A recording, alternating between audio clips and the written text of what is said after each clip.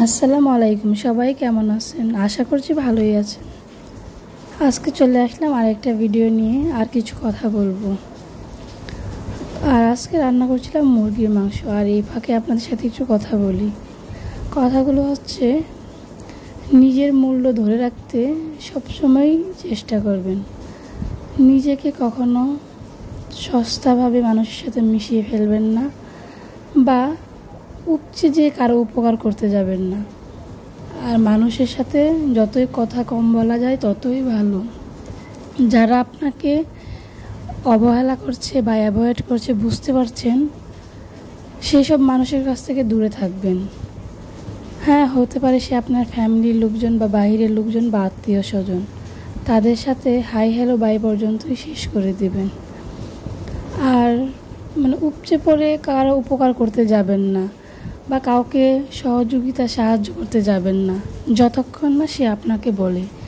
আপনি যতই নিজে থেকে করতে যান না কিসের জন্য, যত ভালোভাবেই করেন না কিসের জন্য, শেষের দিকটায় হবে কি যে সব শেষে আপনারই সেই বদনাম, যে ভালো হয়নি বা কিছু হয়নি। আপনি দেখবেন, একটা মেয়ের বাবা তার বিয়েতে যত বড় আয়োজন করুক, যত ভালো আয়োজনই করুক না কিসের জন্য, খাওয়া শেষে সবাই কিছু না কিছু বলবি। একজনও সেরকম মানুষ থাকবে না যে না এটাকে তেমন কিছুই না বলার মতো। সবাই মধ্যে কেউ না কেউ বলবে যে এই ভালো হয়নি, ওই ভালো হয়নি। তো অতএব আপনি যতই নিজে সবটুকু দিয়ে মানুষের ভালো করার চেষ্টা করুন না কেন, মানুষ এটা ভালোভাবে কোনো সময়ই নেবে না, সে আপনার যতই নিকট আত্মীয় হোক। আর যেসব মানুষের দেখবেন যে একটুতেই লাফিয়ে ওঠে বা একটুতেই হাইপার হয়ে যায় বা নিজেকে বড় মনে করে, ওই সব মানুষের থেকে তো অবশ্যই সবসময় দূরে থাকবেন। আর আমাদের জীবনটা বড় বললেও দোষ, ছোট বললেও দোষ, কারণ সেটা বলা যায় না। কিন্তু এই জীবনে অনেক কিছু শেখার আছে।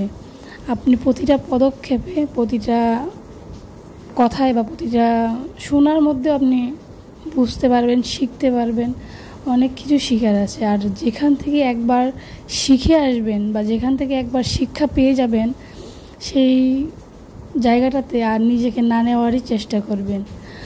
আর যেই জায়গায় আপনার সম্মান নেই, আপনার বাবা মার সম্মান নেই, বা আপনার স্বামীর সম্মান নেই, যে আপনার সন্তানকে দেখতে পারে না, যাদের মধ্যে ভালোবাসা বলতে নেই, সে আপনার যতই আত্মীয় হোক, আপন আত্মীয়, তার থেকে দূরে থাকাটাই ভালো। আর আজকে এই পর্যন্তই, আর কিছু বললাম না। নেক্সট আবার দেখা হবে। আল্লাহ হাফেজ।